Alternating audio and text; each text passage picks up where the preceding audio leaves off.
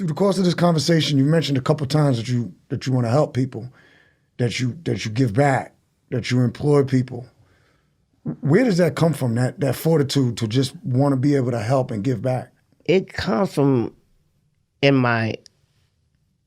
the beginning, in my upbringing. I came from some of the worstest conditions as far as not having things. So I didn't always have what I needed coming up, although daddy and mother was there to provide. So when I give back, it comes with me feeling like I took so much when I was distributing drugs all through the communities, doing all this stuff, because I seen good people that was giving their money and depriving their kids and do all this stuff. So it put me in a different mindset to be like, wow, was I really doing this? Because all I was thinking about is money at the time. So I'm blinded to the realities of somebody's hurting, somebody's suffering. I'm feeding these people this stuff that's destroying families, destroying lives. So I always wanted to give back, and then I started to understand the art in receiving is in giving. So I put nature laws on myself. I put nature laws on my side. That's why it seems like every time they do something to me, I keep getting blessed. Because I understand the game. I understand how it's played. And I play it out so well. So I ain't no sucker though. Right. You know what I mean? I'm not going to let them do anything to me. But, giving back is something that makes me feel good. It makes me, if I can help you, I'm going to help you. I'm not going to hurt you. You know what I mean? And it's a lot of people that's gone astray. A lot of brothers I met in there, their families done cut them off. They suffering. They don't, you know what I mean? Their mental is gone. So I try to talk to them, give them an outlet to try to deal with this thing. And I get strength from that. You know what I mean? I got strength from dealing with people and seeing people, being able to talk to people, because it made me realize, okay, everybody needs somebody. Everybody needs a different outlet at some time. And there's so many of us being left behind to die, to suffer. They don't care. And it's sad, but it's real. It's real. I look at it daily. I was extremely excited to have you on because, I just personally know through others that knew you, your reputation precedes yourself that, you got a lot to teach, you got a lot to give, and a lot of people can receive a lot from that. And one of the things you just said, that's like such a golden nugget, that the art of receiving is given. Do you feel that what type of mental perspective do you feel that doing that amount of time in prison actually made you stronger, smarter, wiser, and able to achieve some of the things that you achieve? Absolutely. And I say that because once I reduced to nothing, I started reading, I started to evaluate things. And they got me down to my last, so I had to take my nothing and flip it and turn it into something. That means the way I looked at life, the way I perceived things. So, I'm thinking like, what can I do? You know what I mean? Because here I am facing a life sentence. You were facing a life sentence? They gave me a life sentence. They gave you life? They gave me a life sentence. And guess what they gave it to me for? What? Because they wanted me so bad.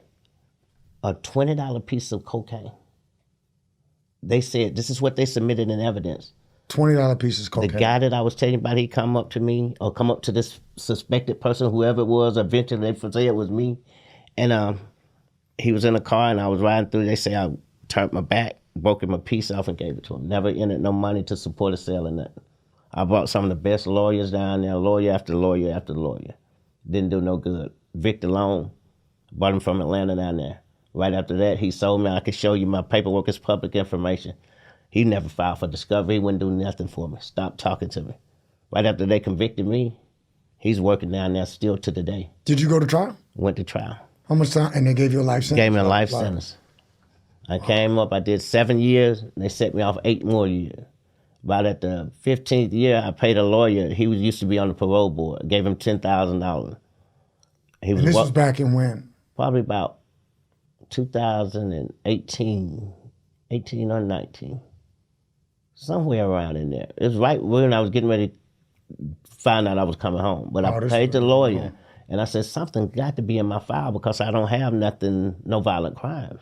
And I've been in the military. I did 3 years in the military, so I didn't have a past record like that. So when I got home, and when I called the lawyer, he looked at my file.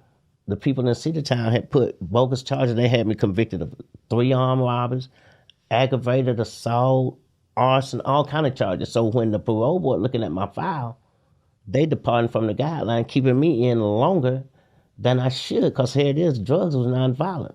Wow. And they did away with the life sentence because it was unconstitutional, only dealing with African Americans.